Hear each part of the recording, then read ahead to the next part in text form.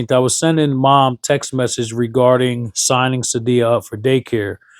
And you see on 3:06 on January 18th, her mom responded and said, "Okay, and what daycare is it?"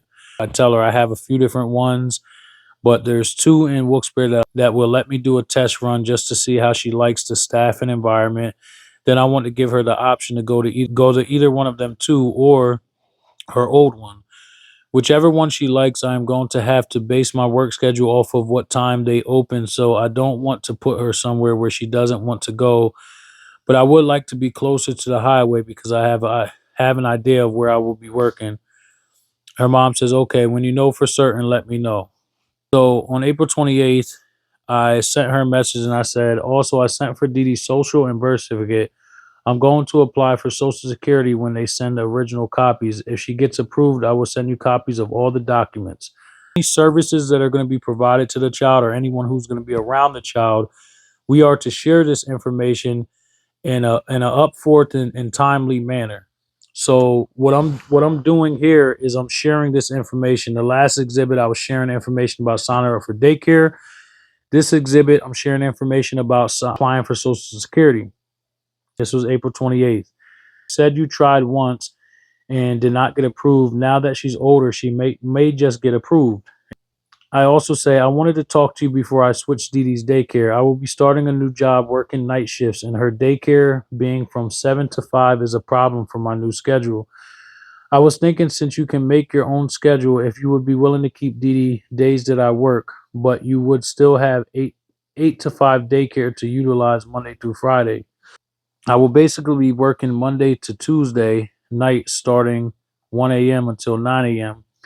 April 28th, I'm asking her about, you know, um, my new work schedule. And, towards the end of that message, I say, if you are unable to work with my schedule, there's a daycare called Wiggles and Giggles that is 24 hours until my probationary period is up regarding my trucking job. I'm going to have to keep this schedule. After a few months, I have vacation days and also the option to work less days, which is what I'm shooting for. Once I start the first month or two, if I don't like it, I can easily quit. But for now, I'm just trying to adjust my schedule just in case I stay.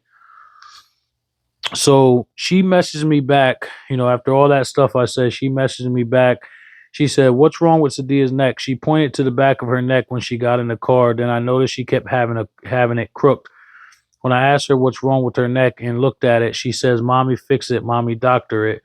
I don't see anything there. Did she sleep on it wrong or hit it? It hurts to raise her neck up, and she's leaning it to the left side only because it hurts to turn it, and I'm unable to move around my schedule to accommodate yours. I responded, I said, "There was nothing wrong with her neck when she left this morning. Did you ask the daycare?" And then I say, it's not about you changing your schedule to accommodate mine. It's about the change in Sadia's schedule in daycare. To have to leave a daycare that she is used to and start a brand new one. I figured since she's full time Monday through Friday, 8 to 5, a 2 day adjustment wouldn't be a big deal. That has nothing to do with accommodating me. It has everything to do with keeping Sadia's daycare so that she doesn't have to switch. Then I said, I figure instead of having to bring her to daycare 12 o'clock at night, she can be home in her room and you can drop her to daycare in the morning, 2 additional days per week.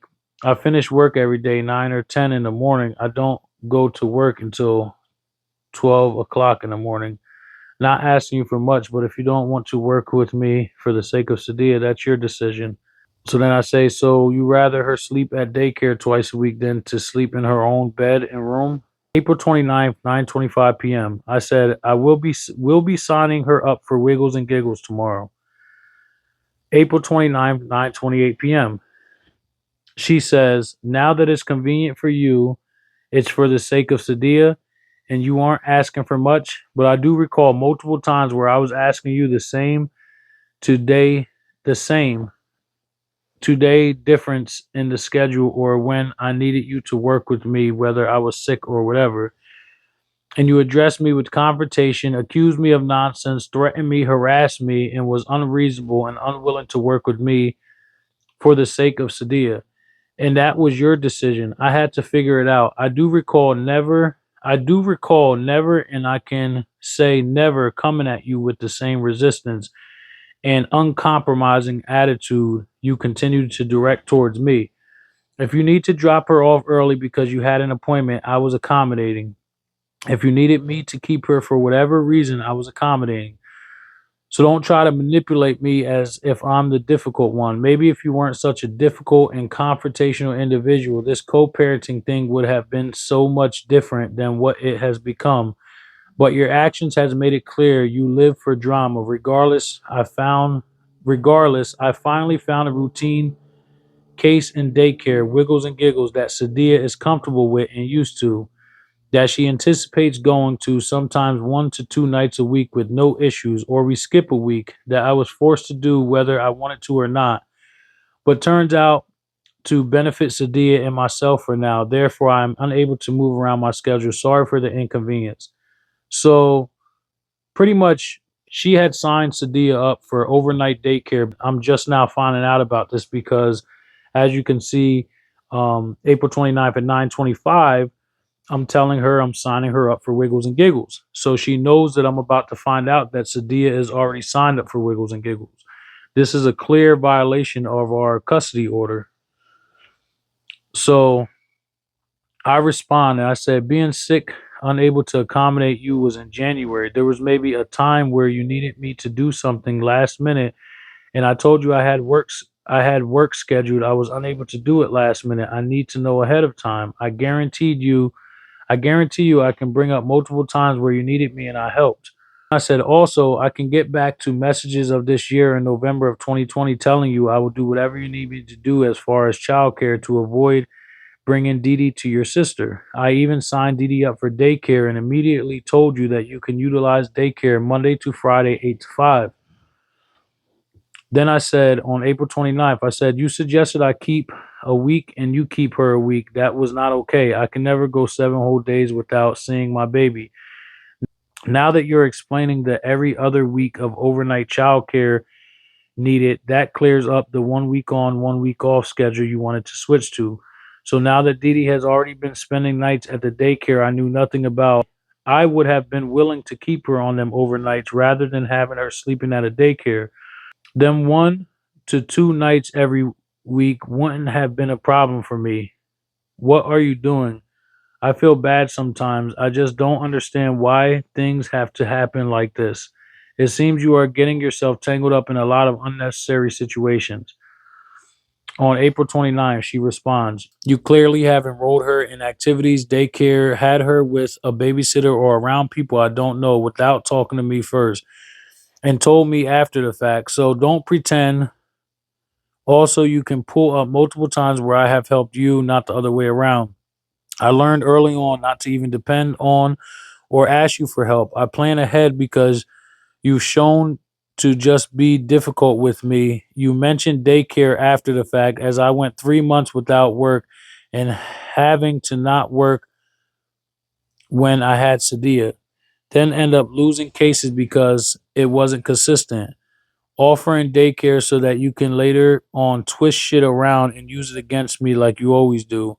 Sure, when signing Sadia up for anything, I'm concerned, but I gave it a trial to see, and if it didn't work out, would remove her.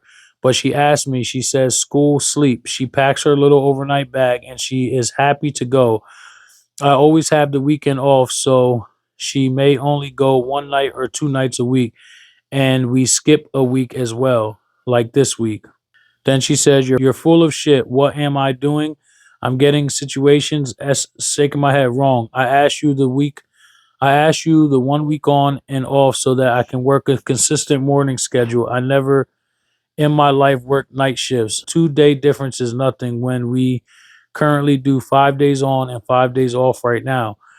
The schedule is unrealistic and it's not stable for her. Doesn't provide a good routine. And she hasn't even been there a damn month. And I spoke to you about the 1 week on, 1 week off in January. So get your facts straight in order, David. So now I respond and I say, this is a violation of our custody agreement, and there is no one ever watching Dee Dee that you don't know. And I have never signed her up for any activity without you knowing. You're angry and upset, and I'm not trying to argue with you, but I can prove to you you are doing multiple different things that go against our custody arrangement. I don't like having to go back and forth to court. Yes, that's what I am referring to. You suggested that in January, after the whole childcare incident in November, when one week off, 1 week on would have worked perfectly for your schedule. You won't to have to get overnight child you wouldn't have to get overnight childcare. You just told me that she goes once every other week. Sometimes you skip a week. That tells me the 1 week on, 1 week off would have eliminated any type of additional care. So she responds and says, I am not in violation of anything, but go ahead and twist, lie, and manipulate it around how you see fit because you've mastered that. And then I say, truth will always prevail. I don't have to lie or manipulate anything. And that's why when we go to court, things are constantly working in my favor. It doesn't take much for me to win because my words are based in truth. We have a child who has special needs. You should really put your pride aside and start thinking about her future. Since this whole incident, you have been combative, unreasonable, and you don't even practice talking with her when I call her every day just because you're feeling some type of way. She's been penalized because of your stubbornness. And then I say on nights I would love to keep Dee Dee. She is sleeping at daycare. She even asked me when it's time to go home if she could stay with me.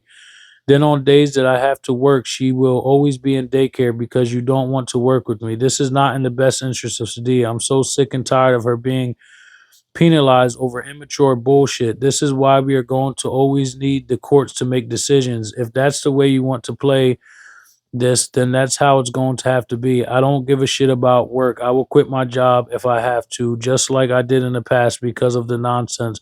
My daughter comes first.